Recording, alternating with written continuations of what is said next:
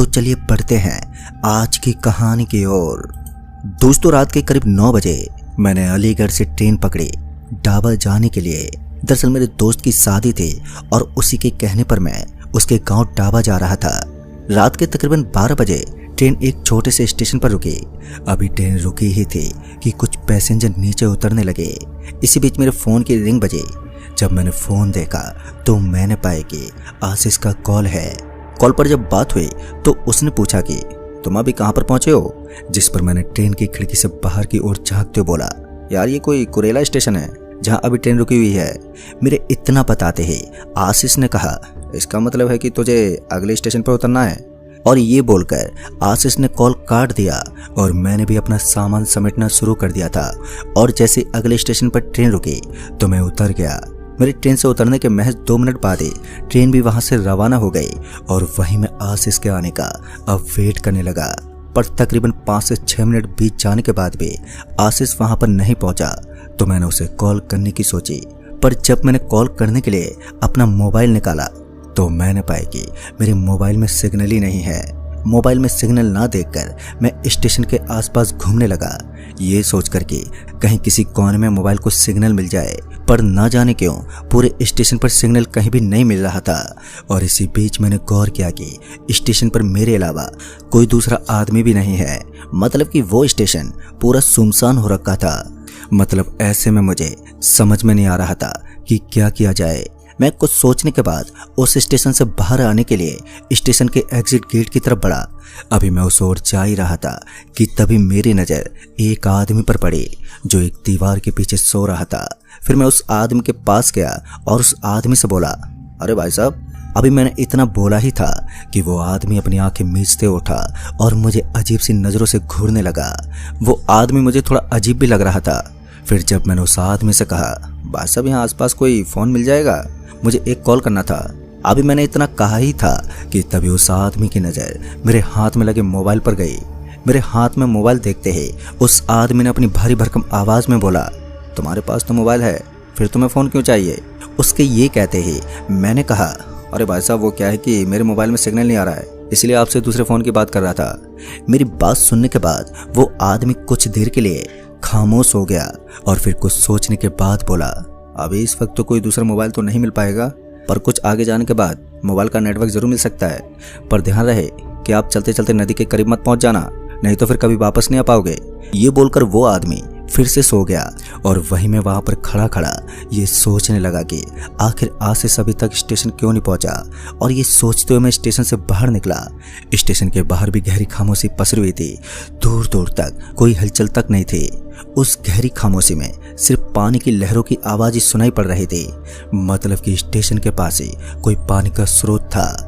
मैं अपना मोबाइल आसमान की ओर किए नेटवर्क की तलाश में चलते चलते स्टेशन से काफ़ी दूर चला आया और मुझे इस बात का एहसास हुआ तो मैं वापस से स्टेशन की तरफ जाने के लिए मुड़ा। अभी मैं मुड़ा ही था कि तभी मेरी नज़र एक चाय की दुकान पर गई जो अभी भी खुली हुई थी। फिर जब मैं उस चाय वाले के पास पहुंचा तो उसे मोबाइल पर गाना सुनता देख मैं खुश हो गया। मैंने उस चाय वाले से रिक्वेस्ट करते हुए बोला, भाई साहब क्या मैं आपके फ़ोन से एक कॉल कर सकता हूँ। मेरे इतना कहते ही उस चाय वाले ने पहले तो मुझे नीचे से ऊपर तक घूरा और फिर मुझे अपना मोबाइल मेरे हाथ में थमा दिया। मोबाइल फ़ोन के मिलते ही मैंने झट से आशीष को फ़ोन मिलाया पर वो कॉल लगा ही नहीं। मैंने दोबारा कोशिश की पर इस बार भी फ़ोन नहीं लगा। अभी मैं तीसरी बार कॉल लगाने जा रहा था कि वो चाय वाला हंसते बोला, अरे भैया एक बार ये तो देख लो कि फ़ोन में नेटवर्क है भी या नहीं। उसके इतना कहते ही जब मैंने मोबाइल के नेटवर्क वाले सिग्नल पर गौर किया तो वहां क्रॉस का साइन था। मतलब कि उस मोबाइल में भी नेटवर्क नहीं आ रहा था। मोबाइल में नेटवर्क ना देखकर मैं चाय वाले से बोला, क्या भैया जब मोबाइल में नेटवर्क नहीं था तो साफ साफ मना कर देते ना, ऐसे मजे लेने की क्या जरूरत थी। मुझे गुस्से से झुंझलाया देख वो चाय वाला बोला, भाई साहब यहाँ रात को नेटवर्क मोबाइल से ऐसे गायब हो जाता है जैसे सूरज आसमान से।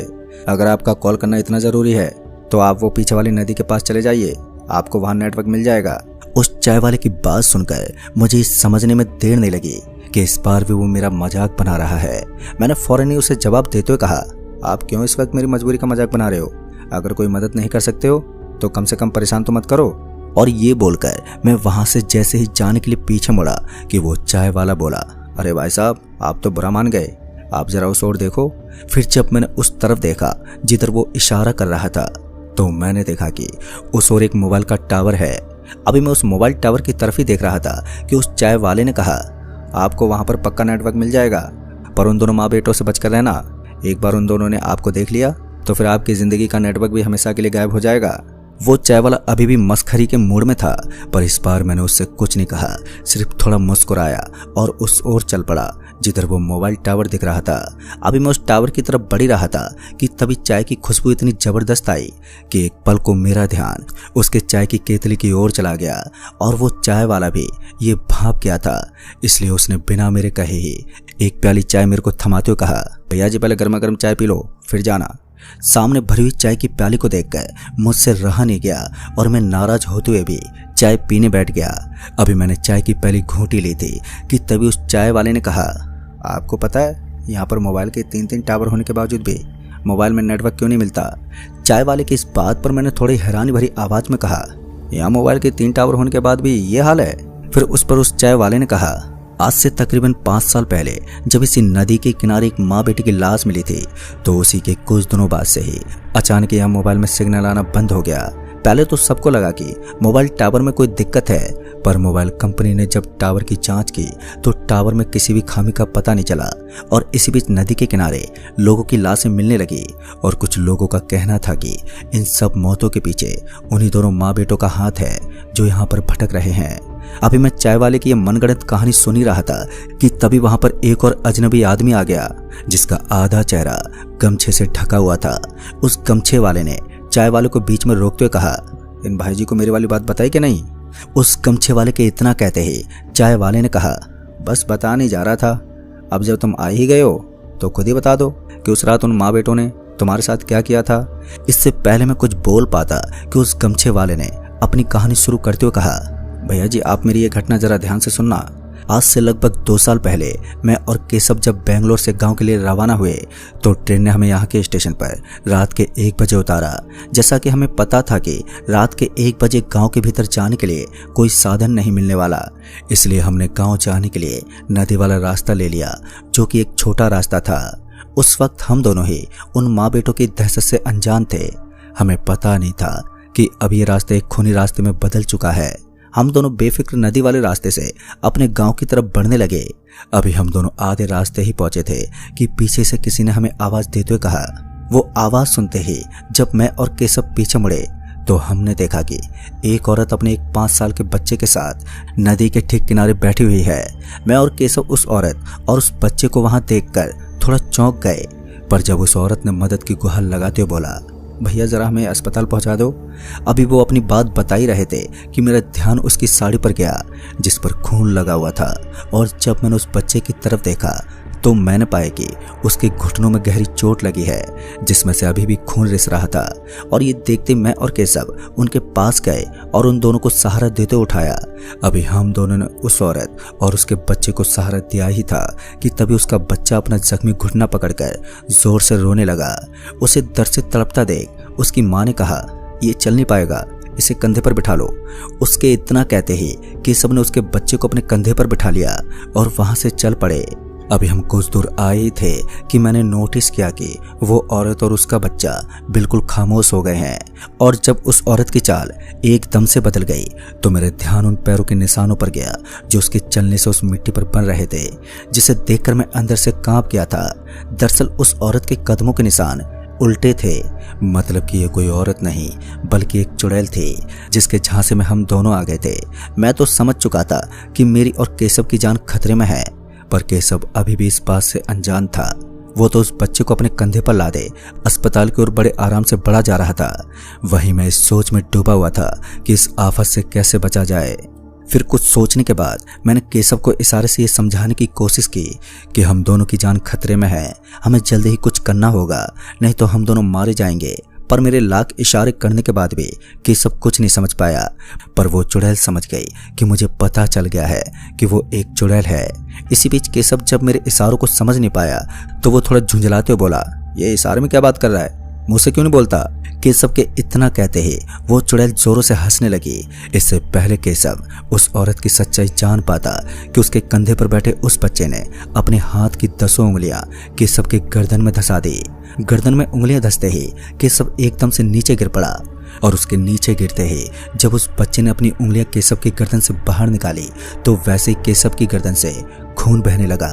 केशव वहीं जमीन पर पड़ा अब छटपटा रहा था और वहीं मैं किसी बेजान मूर्ति की तरह सिर्फ उसे छटपटा देखे जा रहा था। फिर जब केशव ने वहां से भागने का इशारा किया तो मैं बिना कुछ सोचे वहां से सरपट भागा।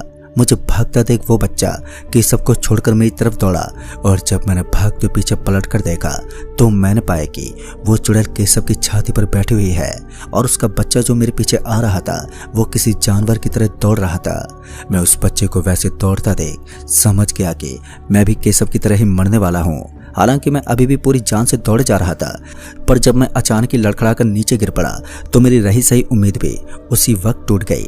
मेरे नीचे गिरते ही वो बच्चा, या ये कहूँ कि चुड़ैल का बच्चा, मेरी छाती पर आकर बैठ गया। मैं उस बच्चे के सामने बहुत ही गिड़गिड़ाया, पर वो कहाँ मेरी सुनने वाला था। उसने एक झटके से मेरी एक आंख बाहर निकालकर फेंक दिया और अभी वो मेरी गर्दन में अपनी उंगलियां धंसाने ही जा रहा था कि तभी किसी ने उस बच्चे के ऊपर मछली की जाल फेंककर उसे खींच लिया। और जब मैंने उस ओर देखा तो मुझे कुछ लोग नजर आए जो उस बच्चे को मछली के उस जाल में घसीटे जा रहे थे। इसी बीच मैं बेहोश हो गया और जब मेरी आंख खुली तो मैं अस्पताल के बिस्तर पर पड़ा हुआ था। उस हादसे में मेरा दोस्त अपनी जान गंवा बैठा और मैं अपनी एक आंख। उस रात मेरे गांव वाले वहां पर नहीं पहुंचते तो मेरा भी हाल केशव की तरह ही होता। दोस्तों, उस गमछे वाले की ये दिल दहला देने वाली बात सुनकर सच्ची में मेरे भी रोंगटे खड़े हो गए थे, पर मुझे अभी भी यही लग रहा था कि ये चाय वाला और ये गमछा वाला मुझे सिर्फ अपनी मनगढ़ंत बातों से डराना चाहते हैं। इसलिए मैं उस वक्त उन दोनों से नहीं उलझा और चाय पीने के बाद मैं उस चाय वाले को चाय के पैसे देकर वहां से मोबाइल के नेटवर्क की तलाश में उस नदी की तरफ जाने लगा जिधर वो मोबाइल टावर दिखाई दे रहा था। और जैसे मैं उस टावर के करीब पहुंचा वैसे मेरे फोन की रिंग बज उठी, पर इससे पहले मैं वो फोन उठा पाता कि एक बार फिर नेटवर्क गायब हो गया। पर इस कॉल से मैं ये तो समझ गया कि यहाँ आसपास नेटवर्क जरूर मिल जाएगा, लिहाजा मैं थोड़ा और आगे जाने लगा। अभी मैं आगे बढ़ ही रहा था कि तभी मुझे एक औरत की आवाज सुनाई दी जो मुझे आवाज लगाते हुए कह रही थी, जरा रुको भाई, हमारी मदद कर दो। ये सुनते ही मेरा पूरा शरीर भर आया, मेरे पूरे बदन के रोंगटे खड़े हो गए और मेरी जरा सी भी हिम्मत नहीं हो रही थी कि मैं पीछे पलटकर एक नजर देख लूं। लिहाजा मैं चुपचाप ही आगे की तरफ बढ़ता रहा और वो औरत मुझे लगातार आवाज देती रही, पर मैंने पीछे देखने की गलती नहीं की और सिर्फ आगे ही चलता रहा। हालांकि डर के मारे मेरी जान मेरे हलक तक आ पहुंची थी, पर मैं किसी तरह हिम्मत बनाए आगे ही बढ़ता रहा। और फिर जब उस औरत की आवाज आनी बंद हो गई तो मुझे थोड़ी राहत मिली, पर मैं ये जानता था कि मुसीबत अभी टली नहीं है। लिहाजा मैं तेजी से भागता रहा और जब इसी बीच किसी ने मुझे आवाज देते हुए कहा, अरे भाई साहब इधर चले आओ। उस आदमी के इतना कहते ही मैं उस तरफ पलटा तो मैंने देखा कि 3-4 जने एक नाव के पास बैठे हैं। उन लोगों को देखते ही मेरी थोड़ी हिम्मत बंध गई और फिर जब मैं उनके पास गया तो उस आदमी ने कहा, तुम्हें पता नहीं ये जगह कितनी खतरनाक है। अभी वो आदमी मुझे मामले की गंभीरता को समझा ही रहा था कि तभी उनमें से एक आदमी चिल्लाते बोला, अरे वो आ गई। उसके इतना कहते ही जब मैंने पीछे पलटकर देखा तो मैंने पाया कि एक औरत अपने छोटे बच्चे के साथ हमारी तरफ ही बढ़े चले आ रही है। उस औरत को देखते ही उन चारों ने वहीं पर पड़ी मछली की जाल उठा ली और मछली के जाल के उठाते ही वो औरत अपने बच्चे के साथ चीखते हुए वहां से भाग गई। फिर इसी बीच सुबह हो गई और मेरे फोन में नेटवर्क भी आ गया था। नेटवर्क के आते ही मैंने आशीष को कॉल किया और वो कुछ ही देर में मुझे लेने आ गया। आशीष भी मेरे को लेकर परेशान था और जब मैंने उसे बीती रात की घटना के बारे में बताया तो वो ये सुनकर हैरान हो गया। दरअसल उसे भी ये लगता था कि माँ बेटे की कहानी महज लोगों की बनाई गई बातें हैं। दोस्तों, उस रात मैंने उस चाय वाले और उस गमछे वाले की बात को अनदेखा करके अपनी जिंदगी से ही खेल बैठा था, पर अब मैं समझ चुका हूँ कि दुनिया वैसी नहीं है जैसे कि दिखाई देती है। तो दोस्तों, इस कहानी में बस इतना ही। कहानी आपको पसंद आई हो तो वीडियो को लाइक शेयर जरूर कर दें और साथ ही हमें नीचे कमेंट बॉक्स में जरूर बताएं